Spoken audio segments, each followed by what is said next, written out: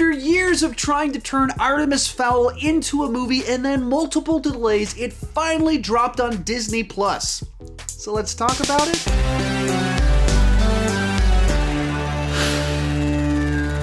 So for over 15 years, they've been trying to turn the Artemis Fowl book series into a movie franchise, but for whatever reason, they never got any traction on it.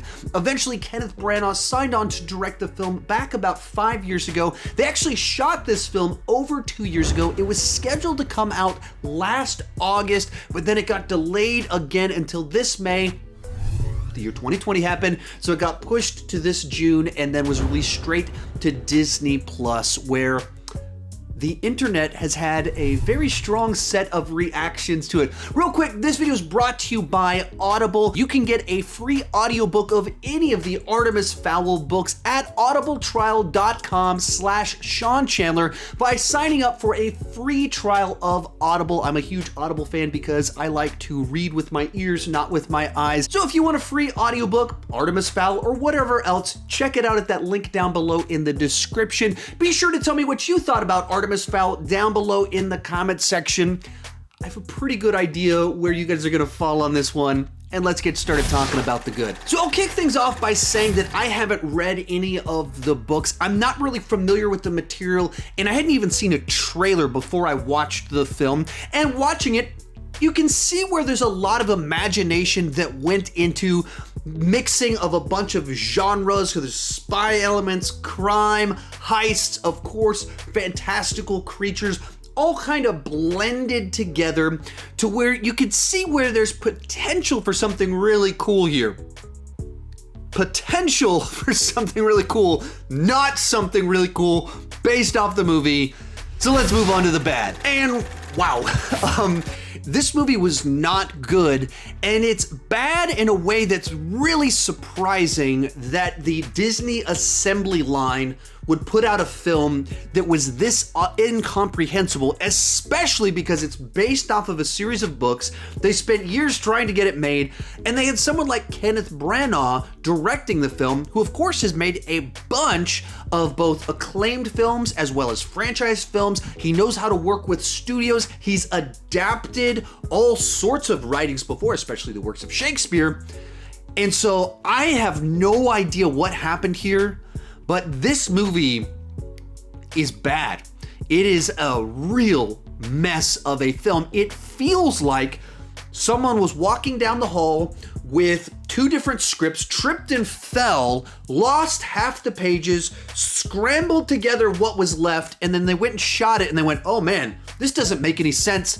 Let's have Josh Gad doing a Batman voice, doing voiceover to explain all the gaps in all of this, because there's so much world that needs to be built here. There's so many characters that need to be explained. There's all of these elements to it, and the movie's only 90 minutes long. That's what this felt like. So for the first 50 minutes of the film, they're still introducing characters, plot elements, and sorts of ideas. And the plot, they introduced it like 15 minutes in about this kidnapping taking place, and then they would expand on that for over 30 or 40 minutes. The lead character, Artemis Fowl II, he's not really the lead character until the last 30 minutes because the first hour is spent with so many different people, introducing so many different ideas with so much voiceover explaining things.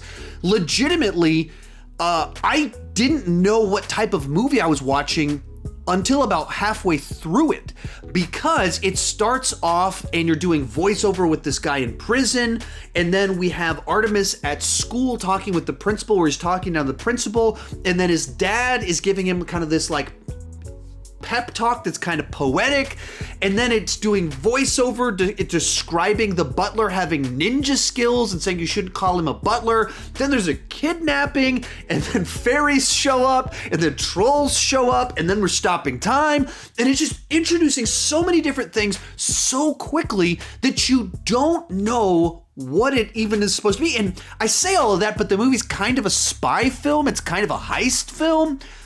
And if it sounds as like the movie is just as scattershot as I sound right now, because it's just having to introduce everything so we can kind of have our climax and the movie's just over. So as we were watching it, about an hour into it, my son said, I think this is my third favorite film of all time. I just love all the fairy tale creatures. And then when the credits started rolling, he went, wait, what? What just happened? Why didn't they go have the big final showdown at the end of the film?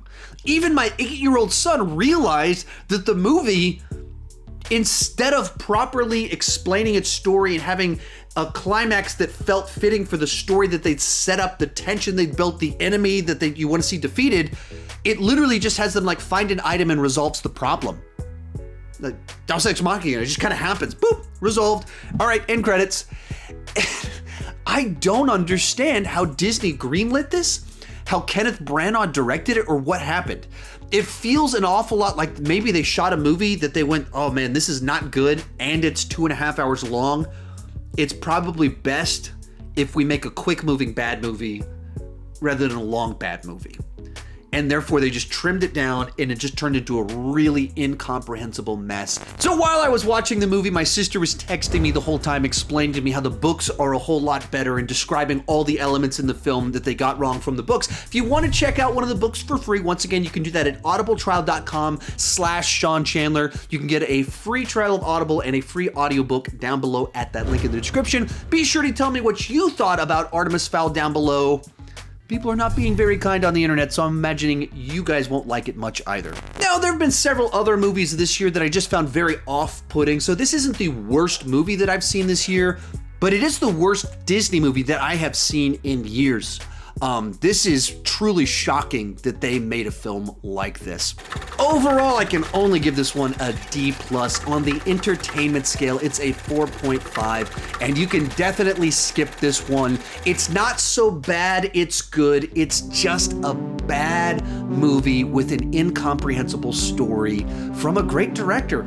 I don't know how this happened. I don't know how Disney did this. I'm still in shock. If you want to check out the books for free, you can get one of them at that link down below in the description, audibletrial.com/Sean Chandler. Thank you so much for watching, and keep talking movies too much.